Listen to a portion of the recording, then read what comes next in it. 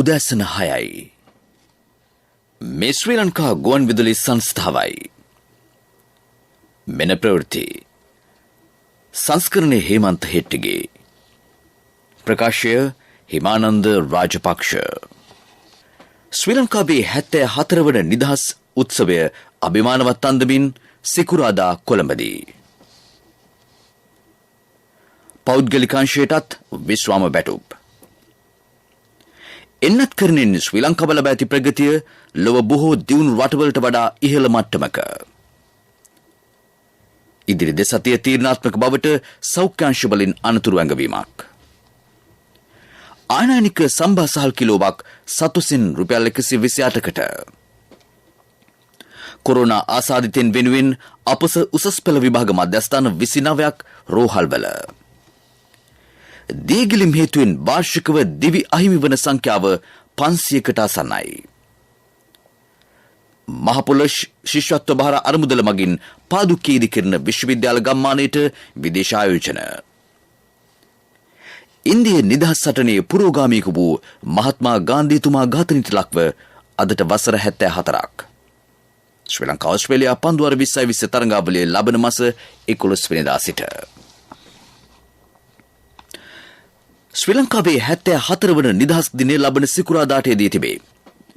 ඒ පිළිබඳ උත්සවයේ ජනාධිපති ගෝඨාභය රාජපක්ෂ මැතිතුමා අග්‍රාමාත්‍ය මහින්ද රාජපක්ෂ මැතිතුමා ප්‍රමුඛ ආරාධිතින් රැසකගේ සහභාගීත්වයෙන් කොළඹ නිදහස් මන්දිරය අභියසදී පැවැත්වීමට විධිවිධාන යොදා තිබේ. නිදහස් උත්සවයේ ආචාර්ය පෙළපාලි සඳහා ආරක්ෂකාංශ සමාජිකයෝ 6000කට අධික පිරිසක් සහභාගී වෙති. ස්වදේශ කටයුතු රාජ්‍ය අමාත්‍යාංශය පැවසුවේ මෙරට සිටින විදේශ තානාපතිවරුන්ටද උත්සවයට ඇරයුම් කර ඇති බවයි. ආගමික වතාවත් හා රුක්රෝපණ වැඩසටහන්ද මෙවර නිදහස් උත්සවයට ඇතුළත්ය. නිදහස් සමරුම් උළෙලේ පෙරහුරුව හේතුවෙන් ලබන බ්‍රහස්පතින්දා දක්වා කොළඹ නිදහස් චතුරාශ්‍රය අවට විශේෂ රථවාහන සැලැස්මක් ක්‍රියාත්මක කරන බව පොලිස් රථවාහනාංශය පවසයි. එම දිනවල පෙරවරු 7 සිට පසුරු 2 දක්වා මෙම වැඩසටහන ක්‍රියාත්මක බැවින් ඇතැම් අවස්ථාවල මාර්ග කිහිපයක් වරින් වර වසා තැබීමට සිදුවේ. එම නිසා විකල්ප මාර්ග භාවිතා කරන්නයි පොලිසිය රිදුරන්ට දැනුම් දෙයි.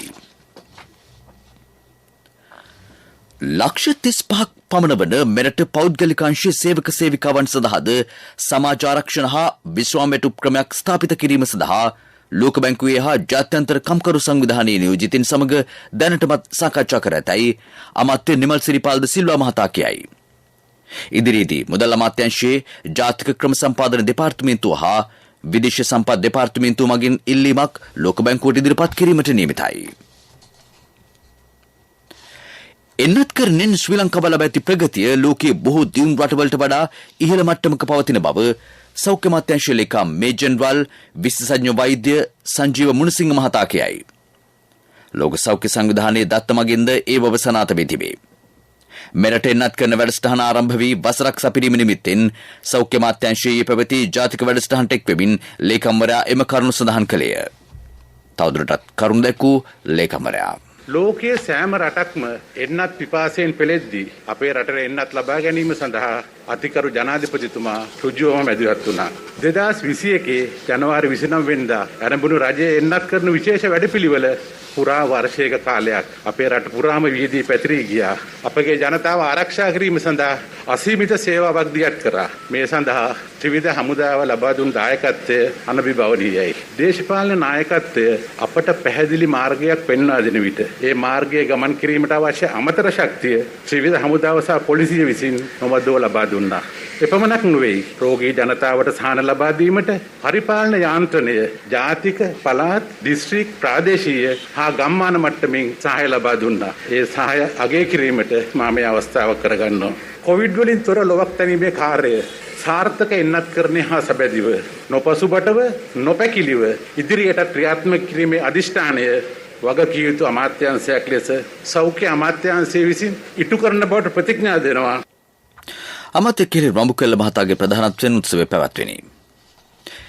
ඉදිරි දෙසතිය ඉතාමත් තීරණාත්මක බව සෞඛ්‍ය අමාත්‍යාංශයේ වසංගත රෝග විද්‍යාංශයේ ප්‍රධාන වැඩබලන වසංගත රෝග විද්‍යාඥ විශේෂඥ වෛද්‍ය සමිත ගිනිගේ මහතා කියයි. එන්නත් කරන්නට ජනතාව යොමු නොවුනහොත් නැවත රට අගාධය කරා යාම වැළැක්විය නොහැකිය. අනිවාර්යෙන්ම එන්නත් කරන්නට ලක්විය යුතු අවදානම් කණ්ඩායම්ද තවමත් තුන්වන හෙවත් බූස්ටර් මාත්‍රාව එන්නත් කර නැත. ඒ පිළිබඳව තවදුරටත් කරුණු දැක්වන විශේෂඥ වෛද්‍ය සමිත ගිනිගේ මහතා.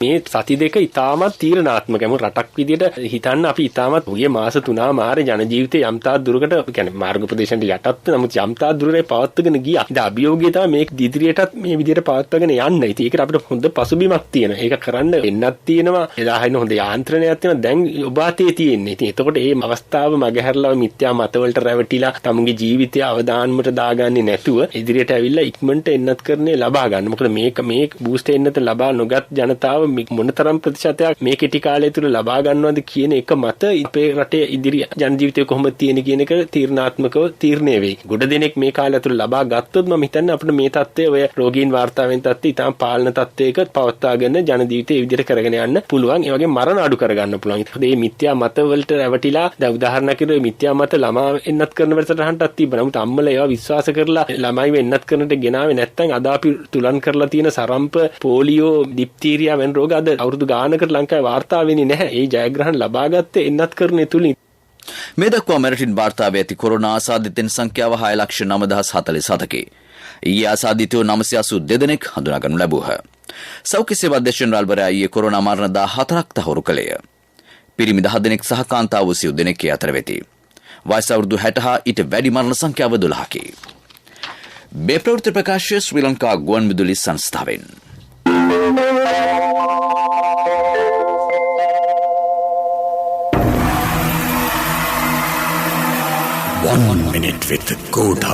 වර්ෂ 2019 දී මා ජනාධිපතිවරයට පත් වන විට රටේ ජනතාවට තිබුණු මූලික ගැටලුව ජාතික ආරක්ෂාව බව අද වන විට බොහෝ දෙනෙකුට අමතක වී තිබෙනවා. මේ වෙනකොට අපේ රජයේ ජාතික ආරක්ෂාව සුරක්ෂිත කොට තිබෙනවා. අද ජනතාවට ත්‍රස්තවාදය ගැන බියක් නැහැ. පාතාල උවදුර එදා බරපතල ලෙස ව්‍යාප්ත වී තිබුණා. බන්ධනාගාර බස්වලට වෙඩි තබා එහි ආරක්ෂකයින් සහ සිරකරුවන් මරා දැමූ යුගයක් අපට දුටුවා. මහපාරේ ගමන් කළ ජනතාව පාතල කරුවන්ගේ සටන් වලට මැදි වී වෙඩිකා මියගිය යුගයක් අප පසු කළා. පසුගිය වසර දෙක තුල මේ තත්ත්වය වෙනස් කරන්නට රජයට හැකි වී තිබෙනවා. මත්ද්‍රව්‍ය උදුරත් එදා ඉතා බරපතල ප්‍රශ්නයක් බවට පත් වී තිබුණා. රටේ තරුණ ප්‍රජාව විශාල වශයෙන් මත්ද්‍රව්‍ය භාවිතයට ඇබ්බැහි වෙමින් සිටියා. පිටරටවලට පවා මත්ද්‍රව්‍ය සපයන කල්ලි ලංකාව තුල බිහි වී ලංකාව ජාත්‍යන්තර මත්ද්‍රව්‍ය ජාරම්කරුවන්ගේ කේන්ද්‍රස්ථානයක් බවට පත් වෙමින් තිබුණා. මේ කඩිනමින් පාලනය කිරීම සඳහා අප බලයට පත් වූ පසු පියවර ගත්තා. දුර දකින දුර දැක්ම.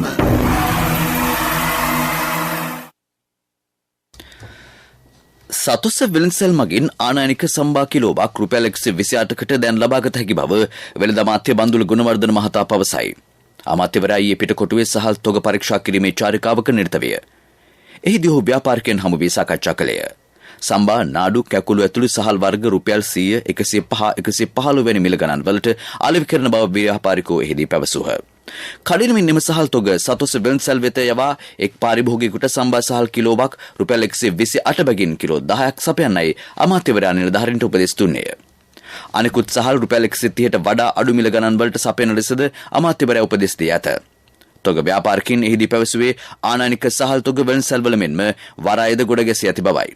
ඉදිරියේදී හිඟයකින් තොරව අඩු මිලට සහල් තොග සැපිය හැකි බව සහල් සඳහා පවතින ඩොලර් ගැටලුව විසඳාගත හැකි මට්ටමක පවතින බවත් ඔහු පැවසුහ. මහපොළොව ශිෂ්‍යත්ව භාර අරමුදල මගින් පාදුක ප්‍රදේශයේදී කෙරෙන විශ්වවිද්‍යාල ගම්මානය සඳහා විදේශ ආයෝජකයින් ඉදිරිපත් වී ඇතැයි එම අරමුදලේ අධ්‍යක්ෂ ජෙනරාල් පරාක්‍රම බණ්ඩාර මහතා කියයි. රුපියල් කෝටි 34ක වියදමින් අක්කර 123ක භූමි භාගයක් පුරා මෙම ගම්මානය ඉදිකිරේ. අපස උසස් පෙළ සමත් මෙරට සෑම දරුවෙකුටම උසස් අධ්‍යාපනය සැපීමේ සෞභාග්‍ය දක්ම ප්‍රතිඥාව යථාර්ථයක් බවට පත් කිරීමේ අරමුණින් මෙම ගම්මානය ඉදිකිරේ. ඒ පිළිබඳව තවදුරටත් පැහැදිලි කරන අධ්‍යක්ෂ ජෙනරාල්වරයා ලංකාවෙන් විදේශ විශ්වවිද්‍යාල සඳහා වසරකට පිටත් වෙන ශිෂ්‍ය සංඛ්‍යාව සාමාන්‍යයෙන් 5000ක් 7000ක් අතර වෙනවා. ඔවුන් ඒ විදේශ විශ්වවිද්‍යාල අධ්‍යාපන ලැබීම සඳහා විශාල විදේශ විනිමය ප්‍රමාණයක් ශ්‍රී ලංකාවෙන් අරන් යනවා පිටත් කරනවා. ඉතින් ඒක දැනට වර්තමාන බලපාලා තියෙන මේ විනිමය ගැටලුවට සුළුමක් වශයෙන් ඒ සියලුම ශිෂ්‍යයන් බහුතරයක් ශිෂ්‍යයන්ගේ 80%ක් වත් ලංකාව තුළ රඳවා ගැනීම තුළින් අපිට මේ විදේශ විනිමය ප්‍රශ්නෙටත් සාර්ථක විසඳුමක් ලැබෙනවා. ඊට අමතරව මේ කලාපයේ කලාපයේ ශ්‍රී ලංකාව පිහිටීම අනුව ඉතා විශාල වැදගත් ස්ථානයක පිහිටලා තියෙන්නේ. ඒ අනුව මේ කලාපයේ විදේශ සිසුනුත් මේම විශ්වවිද්‍යාල ගම්මානට ගෙන්වා ගැනීමේ පරමාර්ථය තියෙනවා. එතනදී අපට විදේශ විදින රට තුළට ගෙනීමේ හැකියාවක් තියෙනවා. මේ දෙකම බලාපොරොත්තු දෙකට අමතරව ලෝකයේ තියෙන නව දැනුම, කාර්මික දැනුම අපේ දරුදරයන්ට ලබා දීමත් එක පරමාර්ථයක්. දියකිලිම් හේතුවෙන් වසරකට 500ක් පමණ මිය යන බව පොලිස් නාවික කොට්ටාශයේ අධ්‍යක්ෂ ජ්‍යෙෂ්ඨ පොලිස් අධිකාරී ප්‍රියංකර් ද සිල්වා මහතා කියයි. පසුගිය වසරේදී පොලිස් ජීවිත ආරක්ෂක කණ්ඩායමේ මැදිහත් වීමෙන් දියගිලුණු 33 දෙනෙක් බේරාගෙන තිබේ. මේ වසරේ පළමු මාසය තුල 20 දෙනෙකුට අධික පිරිසක් දියගිලීමෙන් මිය ගොස් ඇත. අනතුරුදායක ස්ථානවල දිය නෑමෙන් බලකින්නයි අධ්‍යක්ෂ ජෙනරාල් වරයා ජනතාවගෙන් ඉල්ලා සිටී. බණ්ඩාරවෙල ඇටම්පිටිය ගැරන්ඩියල්ලේ ඊයේ දිය නෑමට ගිය 5 දෙනෙකු අතුරුදන් වී පොලිසිය කියයි. ඉන් 4 දෙනෙකුගේ මල සිරු සොයාගෙන නැති අතර අතුරුදන් වූ අනෙක් පුද්ගලයා සොයා මේ වන විට අඛණ්ඩ මෙහෙයුම් ක්‍රියාත්මකයි. ජාතික ගුවන්විදුලි කන්නාඩි වැඩසටහනින් දාද සාකච්ඡා කෙරෙන්නේ දියගිලිම් මාර්ගානතුරු බෝබන රෝග ආදී ප්‍රතිඵලයක් ලෙස නොසැලකිලිමත් කමින් සිදුවන ජීවිතහානි වළක්වා ගැනීම පිළිබඳවයි. පොලිස් රථවාහන පාලන හා මාර්ගාරක්ෂා දිශාභාර නියෝජ්‍ය පොලිස්පති ඉන්දික හපුගොඩ සහ කොළඹ ජාතික රෝහලේ හදිසි අනතුරු අංශයේ අධ්‍යක්ෂ වෛද්‍ය ඉන්දික ජාගොඩ යන මහතුරු ඊට සහභාගී වෙති. අද පෙරවරු 7 සිට සිටි FM වෙළඳ සේවය සහ සියලුම ප්‍රාදේශීය සේවා ඔස්සේ කන්නාඩිය ප්‍රචාර කෙරේ. SLBC Facebook පිටුව ඔස්සේද සජීවීව ඊට සම්බන්ධ විය හැකිය. ශ්‍රාවක ප්‍රචාරවලද වැඩසටහන සමග සජීවීව සම්බන්ධ විය හැකිය.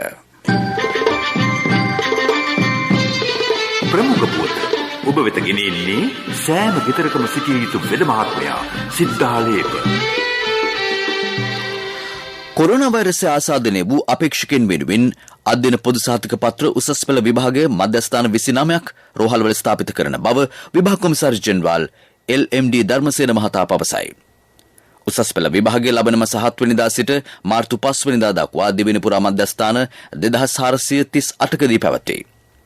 පාසල් හා පෞද්ගලික අපේක්ෂකයෝ 3,45,242 දෙනෙක් විභාගයට පෙනී සිටිති. ඉන් 2,79,141 දෙනෙක් පාසල් අයදුම්කරුවෝ වෙති. මෙවර විභාග සම්බන්ධීකරණ මධ්‍යස්ථාන සංඛ්‍යාව 316කි. නිරෝධානය වන සිසුන් සඳහා සෑම විභාග මධ්‍යස්ථානයකම විශේෂිත කාමරයක් සූදානම් කර තිබෙන බවද විභාග කොමසාරිස් ජෙනරාල් වරයා කියයි. ප්‍රමුඛතම පුවත ඔබ වෙත ගෙන ආවේ සිද්ධාලේප ලක්වියාව. සත්‍යේ හඬ අවධානය පිණිසයි. රුහුණු මාගම්පුර යෝධව ව්‍යාපාරයේ ප්‍රධාන ඇලවේලි හා කෙත් ඇලබිම් මාර්ග බොහොමයක් හානියට පත්වීම හේතුවෙන් විවගාවට ප්‍රමාණවත් තරම් ජලය නොලැබෙන බවට ගොවිහු චෝදනා කරති. මෙම ඇලවේලිවල පැති බැමි ඉදිකර දෙන්නයි කලක සිට තමන් ඉල්ලීම් ඉදිරිපත් කර ඇතත් තවමත් ඒවා ඉටු වී නැතැයි ඔවුහු සඳහන් කරති. යෝධ ඛණ්ඩීය ගොවිජන සංවර්ධන ප්‍රාදේශීය නිලධාරීතුමනි මේ ඔබේ අවධානයටයි. විදෙස් පුවත්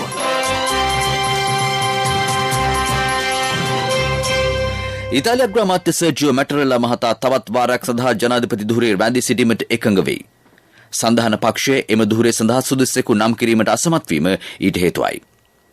වටාටක් යටතේ පුරා දින 6ක් පැවති මැතිවරණයෙන් වැඩිම ඡන්ද සංඛ්‍යාවක් හිමි වූයේ මැටරෙල්ලා මහතාටයි. එහෙත් මේ වන විට 80 වී පසුවනේ මහතා තනතුරෙන් ඉවත් වීමට කැමැත්ත පළ කර තිබේ. රටේ ස්ථාවරත්වය වෙනුවෙන් ඉදිරියේදී රැඳී සිටින්නයි අග්‍රාමාත්‍ය මාරියෝ ඩුන්ගේ මහතා කළ ඉල්ලීම ඔහු පිළිගෙනද තිබේ. ඉන්දිය නිදහස් සටනේ මෙන්ම අවිහිංසා වැඩසටහනේ පුරෝගාමියෙකු වූ මහත්මා ගාන්ධිතුමන් ඝාතනයට ලක්ව අදට වසර 74ක් සපිරේ. අවිහිංසාවාදී සටන් මගින් බ්‍රිතාන්‍ය අධිරාජ්‍යයට එරෙහිව ඉන්දිය ජනතාව පෙළගැස්වමින් ඉන්දිය නිදහස් සටනට නායකත්වය දුන් එතුමන් 1948 ජනවාරි 30 වෙනිදා වෙඩි තබා ඝාතනය කරනු ලැබීය. නැතුරාම් විනයක් ගොඩ්සේ නැමැත්තෙකු වෙඩි තැබීම සිදු කළේය. ඝාතනයට වරදකරු ඔහු එල්ලා මරුන් ලැබීය. පුරාවසර 49ක් සුරක්ෂිතව තිබූ මහත්මා ගාන්ධිතුමන්ගේ සිරුරේ අලු 1997 ජනවාරි 30 වෙනිදා ගංගා නදී පාකර හරිනු ලැබීය. පෙරසර සංවර්ධනයක පුවත් සම්පින්ඩනය සංවර්ධන පුවත්. නිවසේ පරිභෝජනයේදී බ්ලෙන්ඩරයක් හෝ සැකසූ හා පිටිකල පොල්කිරි භාවිතා කර නාස්තිය අවම කරගන්න. ඒ සඳහා අවශ්‍ය තාක්ෂණික සහාය සඳහා විමසන්න. 1928 නාස්තිය අඩු කරගන්න, ආදායම වැඩි කරගන්න. මේ ඔක්කොම පොල් අකුරෙන් ලියාගන්න. පොල් පර්යේෂණ ආයතනයේ පණිවිඩයක්. මේ වසරේ ගාල්ල දිස්ත්‍රික්කයේ සංවර්ධන කටයුතු සඳහා රුපියල් කෝටි 500ක් ලැබී ඇතැයි දිස්ත්‍රික් සැලසුම් මහ ක්‍රම සම්පාදන කාර්යාලය පවසයි. පොදු යටිතල පහසුකම් සංවර්ධනය, ජීවනෝපාය සංවර්ධනය, පරිසර හා තිරසර සංවර්ධන වැඩසටහන් සහ සමාජ සංවර්ධන වැඩසටහන් වෙනුවෙන් එම මුදල් වැය කෙරේ. ප්‍රාදේශීය සංවර්ධන කටයුතු සඳහා එහිදී ප්‍රමුඛත්වය හිමි වෙයි. සංවර්ධන කටයුතු දැනටමත් ආරම්භ කර තිබේ. තිරසර සංවර්ධනයක පුවත් සම්පින්ඩනය සංවර්ධන පුවත්. නිවසේ පරිභෝජනයේදී බ්ලෙන්ඩරයක් හෝ සැකසූ හා පිටිකල පොල්කිරි භාවිතා කර නාස්තිය අවම කරගන්න. ඒ සඳහා අවශ්‍ය තාක්ෂණික සහාය සඳහා විමසන්න.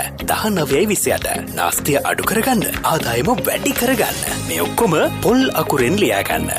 පොල් පර්යේෂණ ආයතනයේ පණිවිඩයක්. ක්‍රීඩා පුවත්. තරඟ පහකින් සමන්විත ශ්‍රී ලංකා ඕස්ට්‍රේලියා පන්දුවර 2020 තරඟාවලිය ලබන මාසේ 11 වෙනිදා ආරම්භයි. පළමු තරගය සිඩ්නිහිදී පැවැත්වීමට නියමිතයි. තරඟාවලිය සඳහා ක්‍රීඩකින් 20 දෙනෙකුගෙන් සමන්විත ශ්‍රී ලංකා සංචිතයක් නම් කර තිබේ. දෂුන් සානක කණ්ඩායමේ නායකයයි. උපනායක ධනංජය සිල්වා කණ්ඩායමට අතුලත් නොවීම හේතුවෙන් චරිත් අසලංකටම තනතුර පබරා තිබේ. පසුගිය වසරේ එංගලන්ත සංචාරයේදී ජෛව බබුල කඩකිරීමේ චෝදනාවට ලක් වී වසරක අන්තර්ජාතික ක්‍රිකට් තහනමකට ලක්ව සිට පසුගිය මාසයේ නිදහස් වූ ආරම්භක පිතිකරු ධනුෂ්ක ගුණතිලකද සංචිතයට එක් කර තිබීම විශේෂත්වයකි. කුසල් මෙන්ඩිස්ද සංචිතයට ඇතුළත් වෙයි. ඕස්ට්‍රේලියානු සංචාරයේදීද ශ්‍රී ලංකා කණ්ඩායමේ වැඩබලන පුහුණුකරු ලෙස රොමේෂ් රත්නායක මහතා කටයුතු කරයි. ඕමානයේ අල් අම්රාන් ක්‍රීඩාංගණයේ පැවති ප්‍රමිනියන්ගේ ක්‍රිකට් ලීගයේ අවසන් මහා තරගයේ ජය ගැනීමට වර්ල්ඩ් ජයන්ට්ස් කණ්ඩායම සමත් වෙයි. මුලින් පන්දුවට පහර දුන් එම කණ්ඩායම සිය පන්දු අර 20 අවසානයේ කඩලු 5කට ලකුණු 256ක් රැස් කළේය. ප්‍රතිවාදී ඒෂියා අලයන්ස් කණ්ඩායමට කඩලු 8ක් දැවි රැස් කර ගැනීමට හැකි වූයේ ලකුණු 231ක් පමණි. කණ්ඩායම 3ක් තරඟාවලියට සහභාගී විය. ඒෂියා අලයන්ස් කණ්ඩායමට ශ්‍රී ලංකාවේ හිටපු ක්‍රීඩකයන් 7 දෙනෙක්ද ඇතුළත් වූහ. ව්‍යාපාරික පුවත් ඔබ වෙත ගෙන එන්නේ NSB සල්ලි එහෙන් තෑගි මෙහෙන් ස්වර්ණ ජයන්ති වාසනා ජයග්‍රාහකයා ඔබද.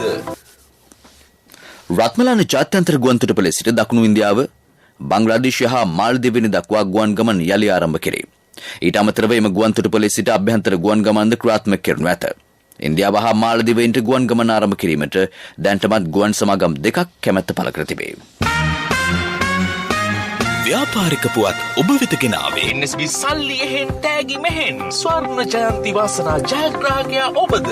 NSB ස්වර්ණ ජයන්තිය වෙනුවෙන් සුපිරි ජයග්‍රාහකයාට රන් පවුන් 50ක්, දෙවැනි ජයග්‍රාහකින් 10 දෙනාට ස්කූටර්, දෙවැනි ජයග්‍රාහකින් 10 දෙනාට iPhone, සිව්වැනි ජයග්‍රාහකින් 29 දෙනාට මවුන්ටන් බයික්. 2021 ඔක්තෝබර් 1 වෙනිදා සිට 2022 දෙසැම්බර් 31 දක්වා NSB U Trust තරහා අවමේ වරකට ඇමරිකානු ඩොලර් 100ක් හෝ ඊට සමාන ඕනෑම විදේශ මුදලක් 3 වතාවක් එවන්න. ආර්ථික පුවත්. ආවරණය ඔබේ ඕනම අවශ්‍යතාවයකට සුදුසු මූල්‍ය විසඳුම් දෙන එන අය දියුණු වෙන අය එන LOLC සමූහය එන්න දියුණු වෙන්න. බීජ රෝපණ ද්‍රව්‍ය හා කෘෂි ආශ්‍රිත නිෂ්පාදන ඉහළ නැන්වීම මගින් ජනතාවගේ ජීවන තත්ත්වයේ ඉහළ නැන්වීමේ නියම ව්‍යාපෘතියක් මොන්රාගල් දිස්ත්‍රික්කයෙන් ආරම්භයි.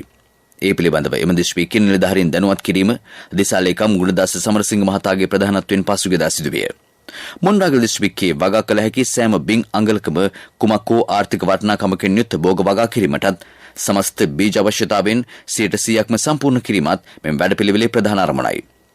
මෙම වැඩසටහන දිවෙන පුරා ක්‍රියාත්මක කිරීමට නියමිතයි.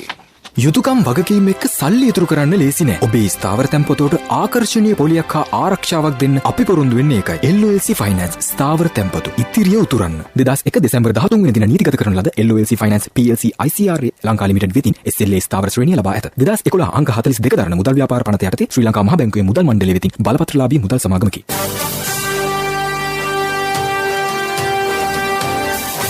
කාලගුණ වාර්තාව. උතුරු මැද නැගෙනහිර සහ ඌව පළාත්වලත් මාත්තලේ හා නුවරඑළිය දිස්ත්‍රික්කවලත් වැසි ස්වල්පයක් ඇතිවන බව කාලගුණ විද්‍යා දෙපාර්තමේන්තුව නිවේදනය කරයි.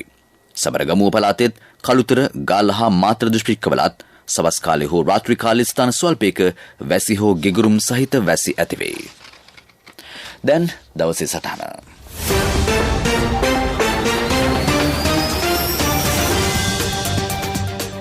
ඈත අතීතයේ මේ රට තුළ මහජනතාවට බලපාන බරපතල ගැටලු තිබූ රටක් නොවේ. එකල ඩොලර් ප්‍රශ්න, භාණ්ඩ, ඉන්ධන, විදේශ විනිමය ආදී ගැටලු බරපතල ලෙස රටේ ජනතාවට බලපෑවේ නැත.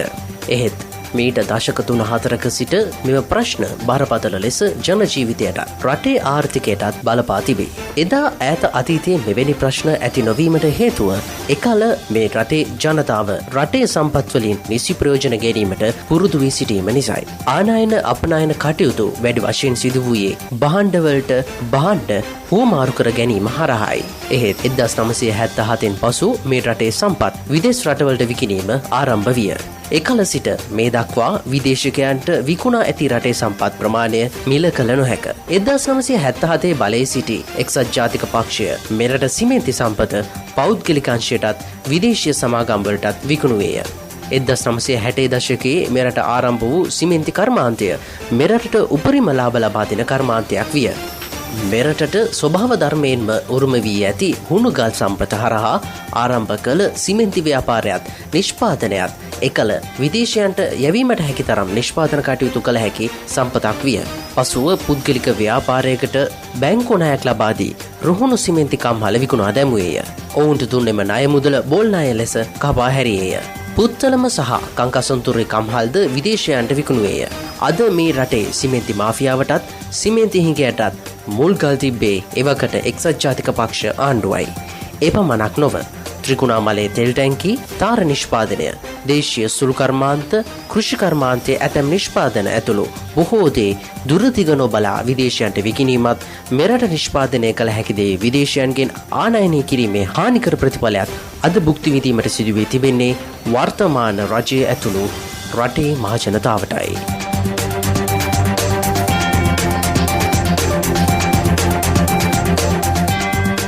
ප්‍රවර්තවසන් කිරීමට යලි සිරස්තල. ශ්‍රී ලංකාවේ 74 වන නිදහස් සමළුව අභිමානවත් අන්දමින් සිකුරාදා කොළඹදී. පෞද්ගලිකාංශයටත් විශ්‍රාම වැටුප්. එන්නත් කරනින් ශ්‍රී ලංකාව ලබා ඇති ප්‍රගතිය ලෝ බොහෝ දියුණු රටවලට වඩා ඉහළ මට්ටමක. ඉදිරි දෙසතිය තීරණාත්මක බවට සෞඛ්‍යාංශ වලින් අනතුරු වැඟවීමක්. ආනයනික සම්බා සහල් කිලෝවක් සතොසෙන් රුපියල් 128කට. කොරෝනා ආසාදිතයින් වෙනුවෙන් අපොස සුස් පෙළ විභාගයේ මධ්‍යස්ථාන 29ක් රෝහල්වල. දියගිලීම් හේතුවෙන් වාර්ෂිකව දිවි අහිමි වන සංඛ්‍යාව 500කට ආසන්නයි. මහපොළ ශිෂ්‍යත්ව භාර අරමුදල මගින් පාදුකේදී කරන විශ්වවිද්‍යාල ගම්මානයට විදේශ ආයෝජන. ඉන්දිය නිදහස් සටනේ පුරෝගාමීක වූ මහත්මා ගාන්ධිතුමා ඝාතනයට ලක්ව අදට වසර 74ක්. ශ්‍රී ලංකා ඕස්ට්‍රේලියා පන්දුවර 2020 තරඟාවලිය ලබන මාස 11 වෙනිදා සිට. අපගේ මීළඟ ප්‍රධාන ප්‍රවෘත්ති ප්‍රකාශය දහවල් 12:45ට බලාපොරොත්තු වන්න. උදෑසන ප්‍රවෘත්ති මින් සමාප්තයි.